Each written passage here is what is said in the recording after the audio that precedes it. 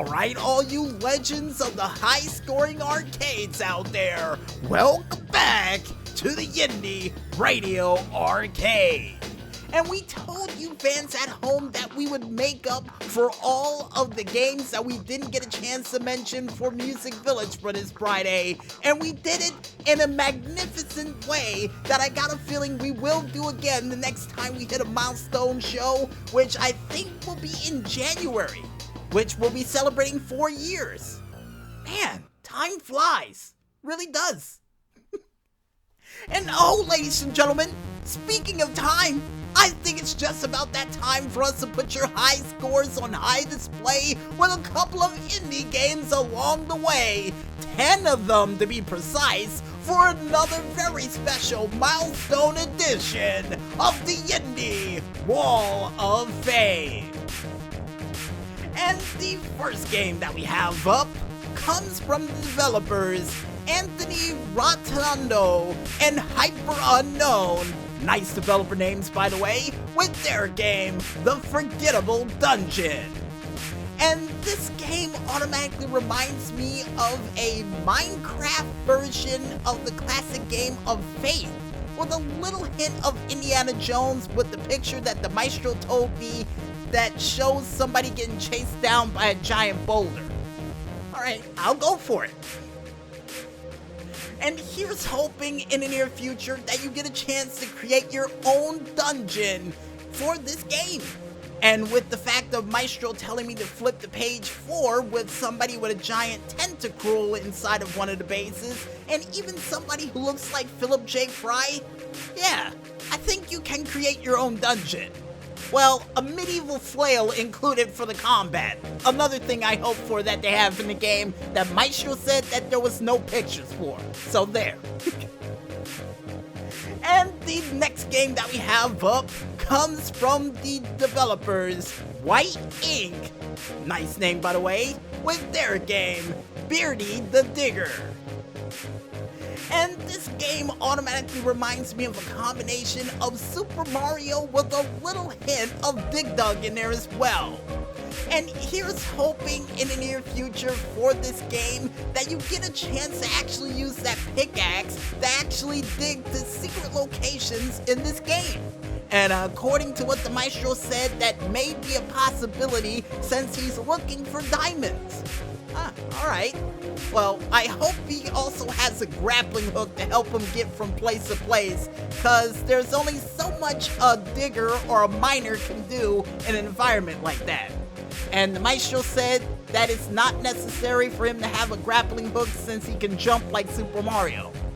Okay then, well, have Super Mario power-ups in this game then too. And besides a minor 49er turning into Super Mario overnight, folks, the next game that we have up comes from the developers Modi Games with their game Cartoon Kreedz, spelt with a KR, 2 E's, D, and a Z. And this game automatically reminds me of a combination of Bugs Bunny with a little hint of Jumping Flash in there as well. And here's hoping in the near future for this game that you get a chance to actually create your own level for this as well, seeing the fact that we already see one level that involves you going over a rickety old bridge, and even a level where you have to go over, I do believe, a lava pit. Yeah, so a chance to create your own would be nice. And the next game that we have up comes from the developers Lone Sky with their game Rogue. And this game automatically reminds me of an open world version of Resident Evil with a little hint of Supernatural in there as well. And here's hoping in the near future, besides the multitude of different weapons you get a chance to use to take out these creatures, they also give you special powers to actually summon incantations to take out the creatures in a big wave-like blast for a special attack. And oh, also include the car from the series Supernatural in this game for you to ride around in. Yeah, cause that car was always cool to me. I always wanted one. the next game that we have up comes from the developers FLATLAND with their game Screensavers VR. And I'm not gonna lie to you folks, this is something that I got a feeling they got an idea from my daydreams that I would have in class when I was in elementary school, when I fell asleep on the keyboard and thought I was inside of an actual screensaver from Windows 95. Cause that's what this is you inside of a screensaver, which is absolutely awesome according to my 9-year-old self. And here's hoping in the near future that this game has some cool, relaxing music that you can go through while jumping from screensaver to screensaver.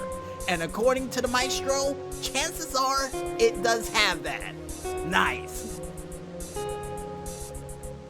And the next game that we have up comes from the developers War Trains with their game War Trains.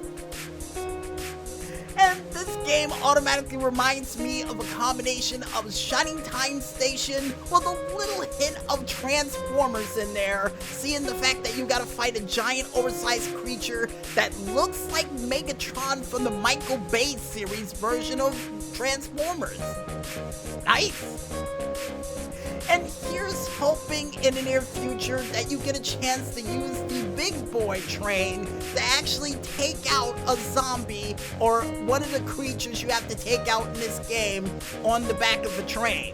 And I keep forgetting the full name of that train, but it's one of those big oversized Union Pacific trains that they had back in the day, and hopefully it's included in this game. You can attach a giant light machine gun or a mini gun or a rocket launcher on the back of to take out that giant Megatron-like creature, because I got a feeling you're gonna need it. And according to the maestro, minigun is in the game, but not too entirely sure about the train itself. Fingers crossed that it's in there. I really hope it is. And the next game that we have up comes from the developers Fusaki and Mini Mole Games with their game FLATLAND Vol.1.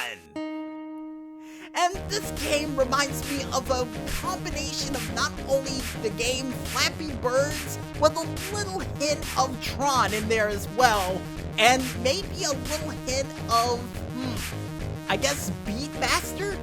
Yeah, because of the music in the background. And here's hoping in the near future, besides this colorful technotronic world you get a chance to go through, they also allow you to come up with a different color for the character you get a chance to use. Cause for some strange reason, neon orange is not a good color to go with and go through levels that are neon pink and neon blue, and I think neon yellow as well. It might clash. I don't know why when it comes to neon, I always want to change the colors for it, so here's hoping you can. And also seeing the fact that they give you a special attack to take out certain parts, not bad. Not bad at all. And besides that techno-color-like dream world, folks, the next game that we have up comes from the developers Blindfold with their game Watchers. And this game automatically reminds me of a combination of, I do believe, the Hunger Games with a little hint of the classic movie Battle Royale, if it was in a suburban environment. And here's hoping in the near future for this game, seeing the fact that you can bet on other characters after you get eliminated, is also a chance for you to actually have an interactive role to actually drop more weapons in other areas after you've been eliminated as well. Yeah, that and destructible environments for wherever you go. You know, because it'll help out flush out people who decide to hide in houses. And oh, include a rocket launcher too, just in case they do decide to hide. And according to the maestro, check page 3, and they have that and a flamethrower. Good, good. And the next game that we have up comes from developers Super Spin Digital with their game Spin Rhythm XD. And this game automatically reminds me of a combination of frequency with a little hint of bop it in there as well. And the only reason I say that, folks, is because you have to spin the level around to actually match up with the beats that you're trying to get. Which is pretty cool. And here's hoping in the near future for this game, just like in Frequency, you get a chance to make your own song and remix it and upload it for other people to try to play, or at least listen to. Because that was always a fun thing my sister used to do before she went absolutely insane and decided to frisbee throw the disc away to keep her from going insane.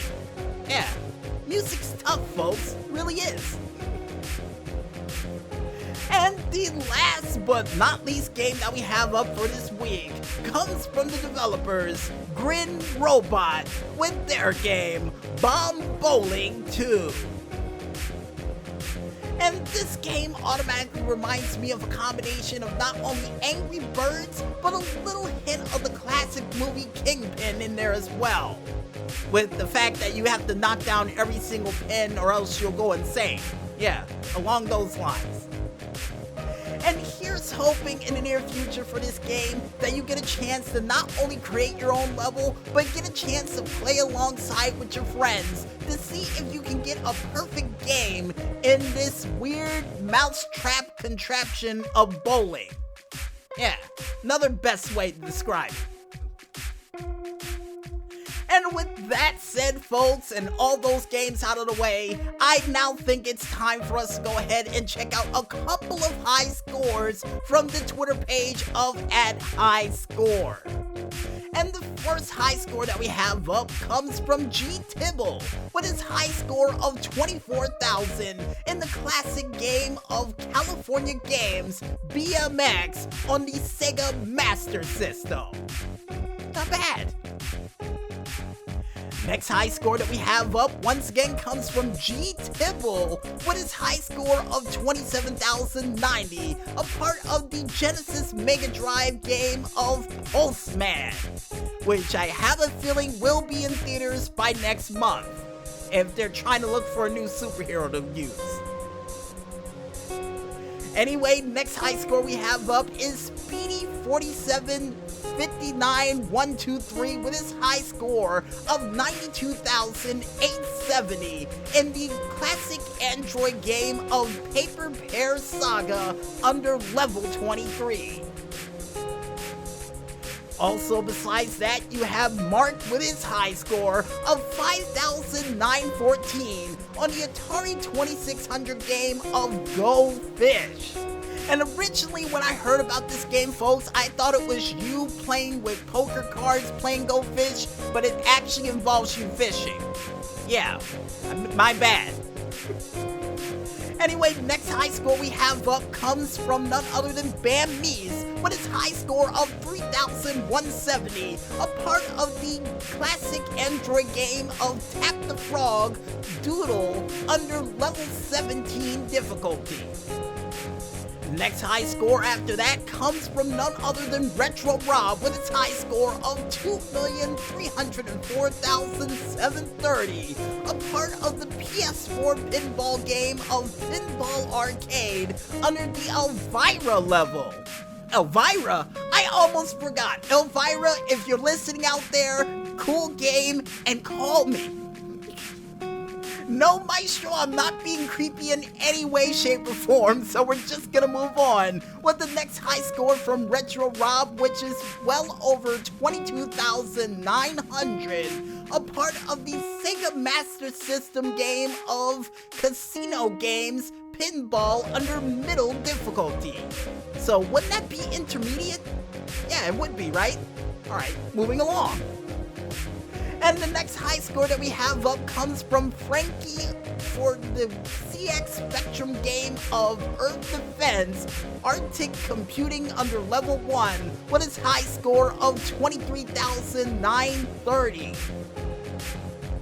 Then you have, once again, Frankie with another high score of 4,030, a part of the CX Spectrum game of Triple Trouble. I don't know why that game sounds so silly to me, but it does. Anyway, to get back on track, folks, once again, another mainstay for the Indie Radio Arcade high-scoring leaderboards, Omargeddon with his high score of 50,700, a part of the Commodore 64 game of Jungle Hunt, which for some strange reason reminds me of Pitfall since he's trying to swing on a giant vine. Hey, maybe. Anyway, next high score that we have up comes from Omargeddon once again, with his high score of 282,620, a part of the Commodore 64 game of Outrun, Course C. And we got a classic game on the list, folks, because the next high score that we have up, which name is 8-Bit Beardy, nice name by the way, with his high score of 38,850, a part of the classic connect and play game of Pac-Man Plus. Nice. And I got a feeling my friend Gravy Brown could probably beat that high score.